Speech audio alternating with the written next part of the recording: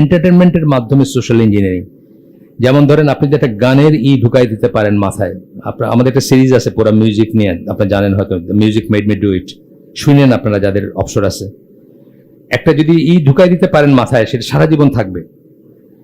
এমনিতে যেটা আপনি ভুলে যাবেন, যেমন আজকে এখানে যেটা শুনছেন আপনি ভুলে যাবেন, কিন্তু গানের সুরে সুরে যদি আপনাকে একটা ঢুকাই দিতে পারে, এটা সারা জীবন থাকবে। তো এই ধরনের জিনিসগুলো আর কি সোশ্যাল ইঞ্জিনিয়ারিং, এই জিনিসগুলো ঢুকাই দেওয়া বা এই জিনিসগুলো করা। যেমন এই দিন নয় আরো দিন আছে, শুনছেন না? আমার বাসায় টিভি বন্ধ হয়েছে 2001 সালে, কত 22 বছর পরে কিন্তু আমার মনে আছে এই দিন নয় আরো দিন আছে। কেন? এটা ওইভাবে ঢুকাই দেওয়া হয়েছে, পপুলার একটা ইসের মাধ্যমে বা একটা এনভায়রনমেন্টে ওইভাবে ঢুকাই দেওয়া হয়েছে। একটা কথা বলা হয়েছে, যে কথাগুলো আপনি সারা জীবন মনে রাখবেন। তো এইগুলো আমাদের চিন্তার ব্যাপার আছে, আমরা যেন না করি। এরপরে একজনের কথা বলতেছেন, এনার নাম হচ্ছে হল বেকার, মিডিয়া ছিলেন আর কি, মিডিয়া এক্সপার্ট এবং কনসালটেন্ট। ওনার একটা পড়বো আমরা, পড়ে আমাদের আয়োজন শেষ করবো আজকে ইনশাআল্লাহ।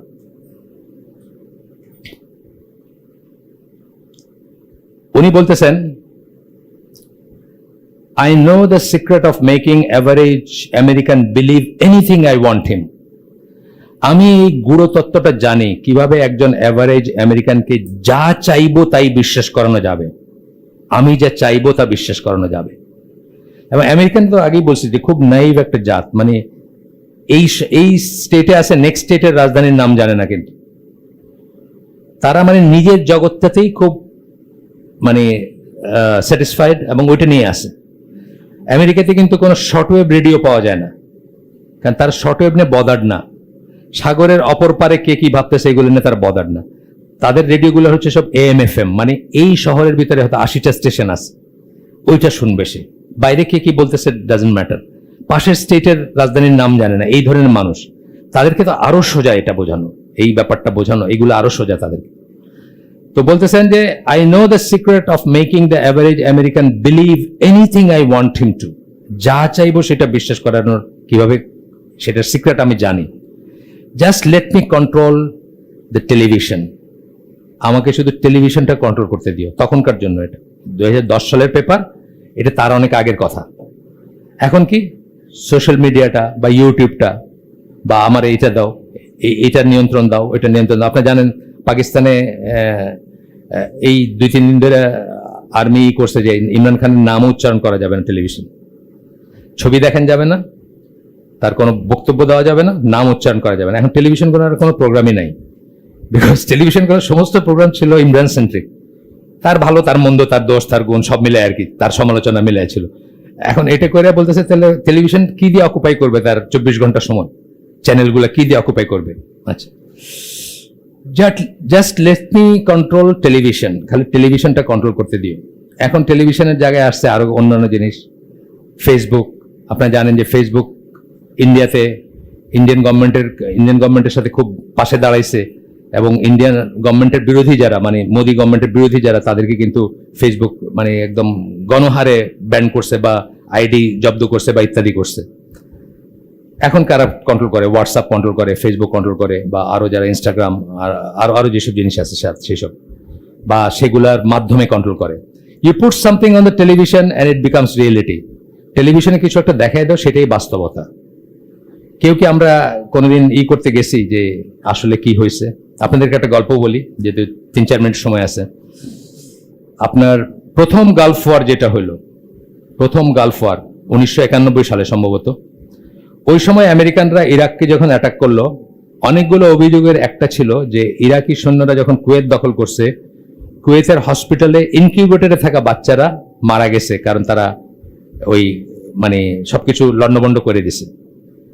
এটা একটা ছিল প্রোপাগান্ডা বলে নিউজ। আমরা তো তখন প্রোপাগান্ডা বুঝি না, তখন নিউজ বুঝছি আর। এইরকম অনেক কিছু দিয়ে মানুষ, মুসলমানরা বলছে যে হ্যাঁ ঠিক আছে, সাদ্দামের ব্যাটারে শাস্তি দেওয়া উচিত বা করা উচিত। এর বেশ কয়েক বছর পরে মালয়েশিয়ান একজন স্কলার আছেন, চন্দ্র মুজাফর, পুরুষ কিন্তু, চন্দ্র নাম হইল চন্দ্র আর কি, চন্দ্র মুজাফর, সম্ভবত কনভার্টেড মুসলিম বা কিছু, হুইল চেয়ার, এখন বেঁচে আছেন কিনা জানি না। উনি একটা বই লিখছেন যেখানে বলছেন there was no hospital, no incubator এবং no আর কি, মানে পুরা জিনিসটাই একেবারে বানোয়াট। উনি দলিল দিয়ে দিয়েছেন বানোয়াট। আমরা কি কখনো ভেরিফাই করে দেখছি? না, কারণ সিএনএন বলছে, সিএনএন এর কথা কিভাবে মিথ্যা হয়, তাই না? বিবিসি বলছে, বিবিসির কথা কিভাবে মিথ্যা? মসজিদুল হারামের ইমাম যদি কিছু বলেন ওইটা আমরা বদার করি না, ওইটা সত্য না মিথ্যা। সিএনএন বলছে, বিবিসি বলছে, এটা কি করে মিথ্যা? এটা দলিল আমাদের কাছে। You put something on the television and it becomes reality, এই কথাটা আর কি। আপনি টেলিভিশনে বলছেন যে ইনকিউবেটরে বাচ্চা মারা গেছে, সবাই আমরা বিশ্বাস করছি, সবাই এটাই রিয়েলিটি আমাদের। If the world outside the TV set contradicts the images, TV সেটের বাইরে যে দুনিয়া আসে সেটা যদি এই টিভি সেটে যেটা দেখাইছে ওটার বিরোধিতা করে, people start trying to change the world, মানুষ বাইরের দুনিয়াটাকে চেঞ্জ করে দিতে পারবে, কিন্তু টিভির রিয়েলিটি ওইটাই ঠিক, ওইটাই মনে করবে। People start trying to change the world to make it like the TV set images, টিভির সেটের ইমেজের মতো করে দুনিয়াটাকে চেঞ্জ করে ফেলবে, কইরা ওইটার সাথে কম্পেটেবল বা ওইটার সাথে যায় মতো করবে দুনিয়াটাকে। এখানে আরেকটা ছোট্ট গল্প বলে শেষ করে দিচ্ছি। আমাদের একজন দিনী ভাইয়ের বাপ, মুরব্বী, ওনার এখন 85 টাইপ হবে বয়স, বেঁচে আছেন এখন। ওই দিনী ভাই আমাকে এসে বলছেন যে তার বাবা, তাদের পারিবারিক সময় অনেক সময় হয় না, ঝগড়া বিবাদ হয় না, ওইগুলা উনি ইন্ডিয়ান সিরিয়ালের আলোকে সলভ করতে চান। ওই সিরিয়ালটা দেখছো না, বাপ মারে কি বললো বা মা বউরে কি বললো, ওইগুলার আলোকে উনি করতে চান। মানে এটা হলো এটার উদাহরণ, যেটা আমি বললাম যে